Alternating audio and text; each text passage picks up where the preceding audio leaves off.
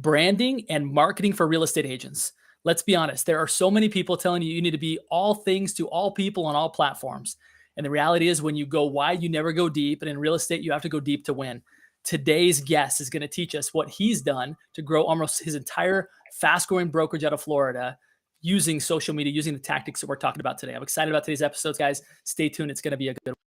The big question is this: how do those of us in the real estate industry with crazy amounts of ambition, how do we think bigger than the building of our own empires? How do we simultaneously seek success and significance, income and impact?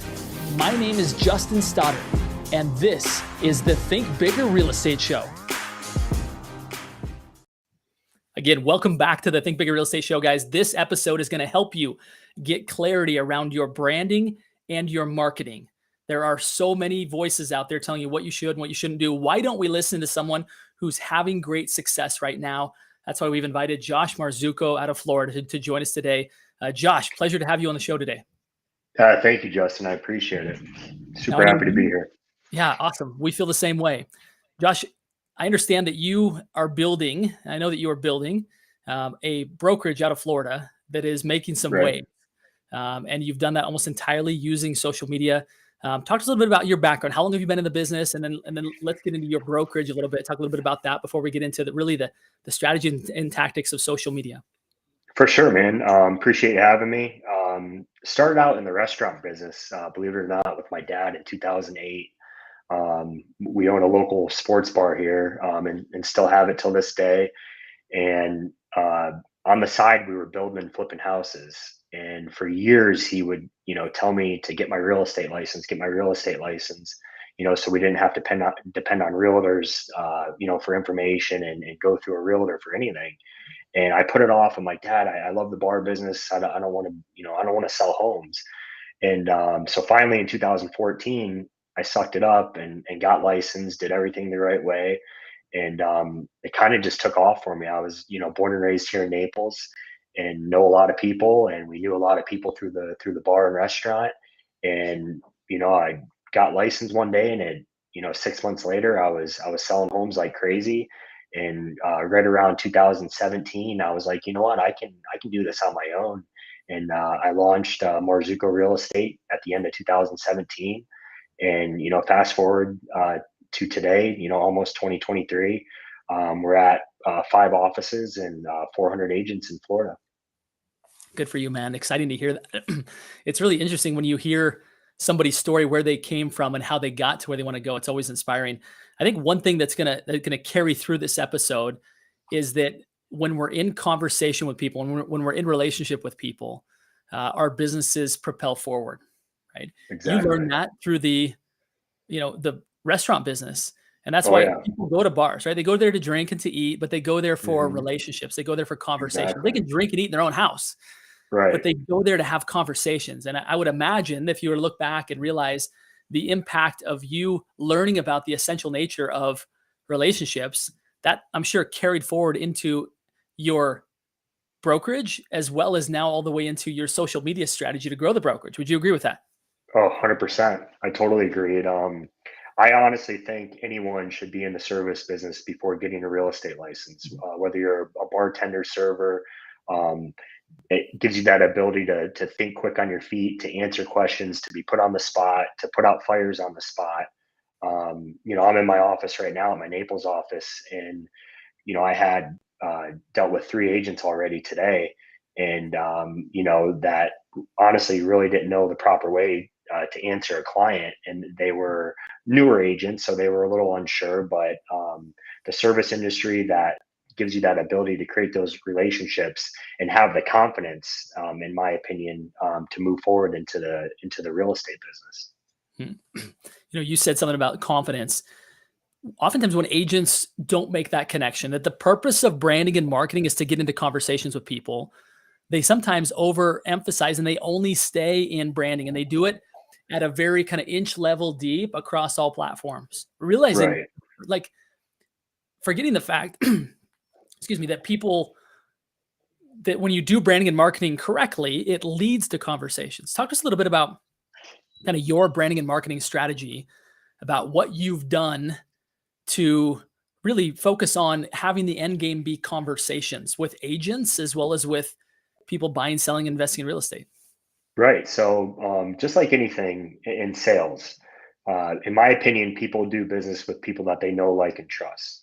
So, when I'm going, to look at buying a new car, I hate when a pushy salesman comes up to me and just wants to see how fast they can sell me. There's no relationship created. There's no conversation. There's no back and forth. It was just how fast they can sell me on that. When I was actively selling, and what I teach my agents today is create that relationship, create that conversation, let them get to know you, find common ground, and brand yourself and market yourself to them, not as an agent first, but as a friend, and someone that they can rely on and come to, and feel the biggest purchase or sale of their life that they can trust you. Yeah, I think that's critical is when we discount the fact that people rely upon a relationship for their most important purchase. We forget the fact that all that trust happens by being in conversations with people. And it's Right. really hard to develop that kind of knowledge of somebody, trust of somebody, like of somebody, if you don't actually have conversations. If all you're doing is posting online that's not leading to conversations, Right. then it's really hard to build trust. Exactly. And when I got into real estate, Facebook was pretty popular. Instagram was just kind of turning the corner and gaining some traction. TikTok and those other platforms weren't even a thing yet. But I really ran with Instagram and Facebook. And as we talked about earlier, I think you can overdo yourself or overextend yourself trying to be a master on all the platforms. I really only use Instagram and Facebook. I have a content company that I hired now, Grit Digital, that is putting me on TikTok and these other platforms, and they have all my logins and that. But myself, I'm only using Instagram and Facebook, and I use it consistently. But I also teach my agents the 70-30 rule. Post 70% personal content and 30% real estate content, because you don't want to bombard people every day with open houses and look at my listing, here's my closing of my new buyers. People want to know that you're real. They want to know that you do stuff with your wife and kids. They want to know that you go boating, fishing, golfing, whatever it is, traveling. They don't want to just get bombarded with real estate content all day, or they will unfollow you or essentially not engage with you. Yeah, I mean, you think about sometimes the way we show up as an industry, right? Imagine if your dentist, after each procedure, another cavity filled, right? Another extraction. Right. And I think it would be appropriate for a dentist to share a really an interesting story, right? But again, if I think that 70-30 principle is a solid one, right? I mean, I think Hmm. just for a guy that has simple math brain like me, right? If you were to say three out of every four of your posts were Hmm. to be personal, like what's happening Right. in your life, what's happening in your physical life, what's happening in your family life, what's happening in your with hobbies and things. And I think with an overall theme of who you are as the person that serves, I think that's a Hmm. great feedback. And then one out of four being specific to business, right? This is what we helped a family Right. do. Like this is an inspiring story. I think Yeah. that makes a lot of sense. That makes And a lot you of sense. can subtly post about real estate without making a real estate post. I have two daughters full time. I have a 12-year-old and a 15-year-old, and they were, quite a bit younger when I got into real estate. But I would post funny videos of them. A lot of times they were waiting in the car for me on their iPads while I was showing homes. And I would take a 10-second video of a high end neighborhood in Naples as I was driving to a showing, but take a video of my kids singing in the back seat and post something like my ladies are helping me preview properties today, and it got way more engagement than actually taking a video of the house itself and taking a walk around video. My kids singing on my way to the showing got way more views and engagement than it did, actually showing the home. So I know it works. People, I mean, they want to find a way to relate to you. And then that creates people commenting on the post, that creates people commenting on the story. And then there's the engagement. So you can let people know you're selling real estate every single day without actually being that pushy, content creator and just bombarding them with real estate posts.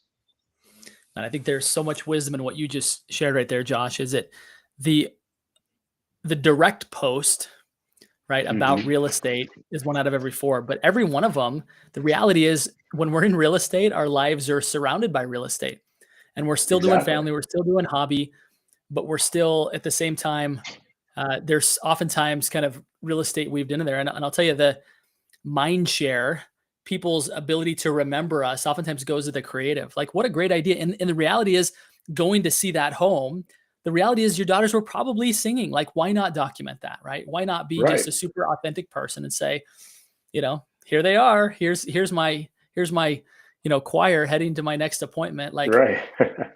I think when we start to think outside of the box and realize that people will really want to connect with other humans, Yeah. we start to really open up our idea for content, because we realize, like, okay, that was a really human moment. Like, that was a really real Right. thing that just happened. Let me capture Hmm. that, whether it be in a photo or video. And you're right. People remember stories. They won't remember the facts. Won't remember square footage. They won't remember bedrooms and bathrooms and quiet cul-de-sac and Right. come see me at my open house. They just won't. But when you tell that story, that sticks in the minds of people for a long, long time. And isn't that the goal, right, of marketing, that actually sticks? So Exactly. awesome tips. What else? So outside of choosing one or two platforms and going deep on it, right? Principle one. Number two is really have a cadence that favors personal, right? Right. Weaves in real estate, but a cadence that really proves to be authentically you, not just buttoned up real estate agent with your kind of cheesy smile, but really a real human that's out serving people. Okay, that's principle Yeah. two. What would be maybe a third principle that you could teach us, Josh? It's really worked well for you and your agents, that's helped you to kind of really shine where many agents struggle when it comes to branding and marketing. Yeah, so I feel one of the hardest things, unless you are lucky and blessed, which some agents are, right out of the gate. We take on a lot of new agents here, right out of real estate school, and we kind of thrive on that, and thrive on the aspect of getting them to their first deal or their first few deals. So I feel like a lot of brand new agents spin their wheels on what to do. They might be good on social media, they might have a decent following already on some platforms. Um, but our biggest thing is your top producers in the country, my top producers, myself, everyone started out in real estate with zero deals. We all started out in the same boat. So how do you get across that bridge and get the ball rolling, so to speak? So we teach our agents, brand new agents, right out of the gate, to post and pick a platform and get really good at it, but make it look, even if you know in your heart that you're not, make it look like you're an extremely busy agent from the get-go, that you're doing it full time. Never tell people that you're doing real estate part-time. A lot of brand new agents have part-time jobs starting out. Tell them that you do real estate full-time, but on your social media outlets, make it look like you're doing something real estate proactive every day. If you have other agents within your brokerage that have good listings, promote their listings, get permission from them or the broker, but make it look like you're selling something every day. Ride through a neighborhood in your car. And like I said, I did with my daughters, take a 15-second video and put that neighborhood on your story and say, hey, I'm prospecting these homes for my out of state buyers. And eventually, you'll catch steam off of that. You'll get some good content, but you'll get some good engagement from your followers. And then it's something to build off of. If you have nothing, out of the gate, and which a lot of brand new agents do, as you know, it's so hard to get the ball rolling in real estate. I think that's great advice. Whether you are an experienced agent who's just trying to catch momentum again, or a brand new agent like you described, I agree with you, Josh. Is there tends to be this notion that if I don't feel like my business is in momentum, then I'm just going to keep quiet over here, which only Right. perpetuates the problem, right? It only Yeah. perpetuates the problem, and it all of a sudden looks like you're working at a ghost town, or that that you just don't have activity.